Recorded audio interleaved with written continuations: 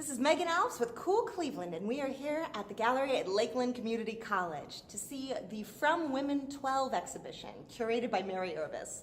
Today we are here with MANDEM, an artist conglomerate made out of Maize, Kiki, and Moco. Let's find out more about their work. And we're here with Moco, we're here with Kiki, and we're here with Maize to talk about their amazing work in the From Women XII exhibition. Kiki, how did you start with MANDEM, and how were you an artist before? I started doing art when I was very young, about 2, I would say. So yes, I did start before I was fully a part of MANDEM. I did abstract work.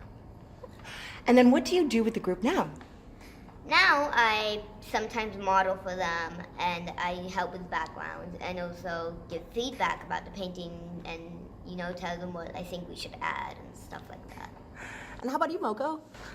Well, Maize and I have been creating together for about 2 decades now. We met online back when the internet was completely text-based.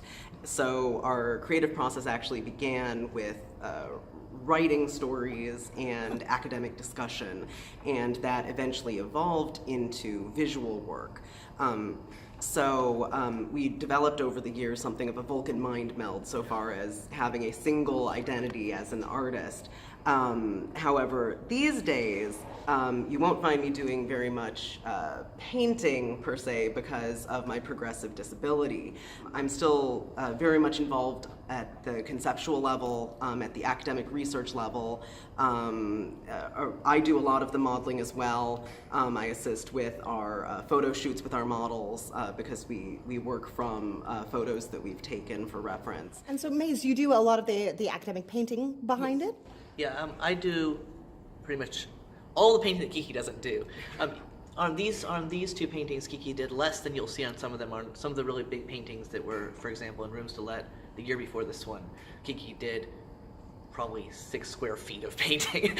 So it really varies a lot. It's really obvious that your work is very personal. Non-binary and genderqueer identifications play a role, and also neurodiverse and or disabled.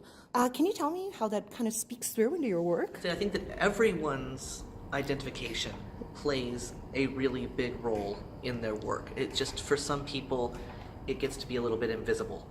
Being genderqueer aspect is not necessarily something I try to put into the work as much as something that it positions you in a outsider position. The figures I'm drawn to, for example, are half in and half out of the light, or they are halfway between things. There's a sense of this betwixt and betweenness that comes across, I think, in all of the paintings that has to do with gender in a way that is not super obvious. Like We did kind of sit down one day and say, we need to specifically talk about disability in our work. We did one day kind of just have this revelation that from our extensive art historical research, realizing there was no respectful representation of disabled bodies in the entire Western art canon.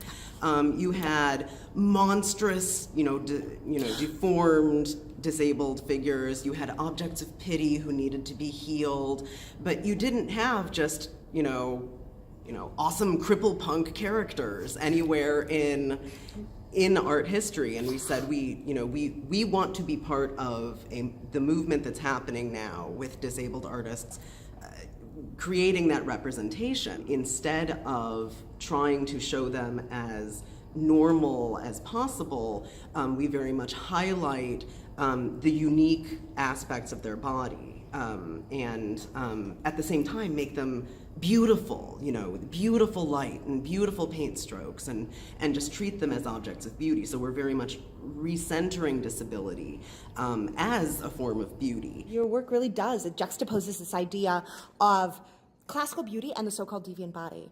When people come to see your work at this exhibition, which they surely will, what do you want them to take away from your piece? To some degree, I want them to take away what they need from it. The very first, I don't know if you can see this piece here, St. Vitus. The very first print we sold of this was to was she like 10?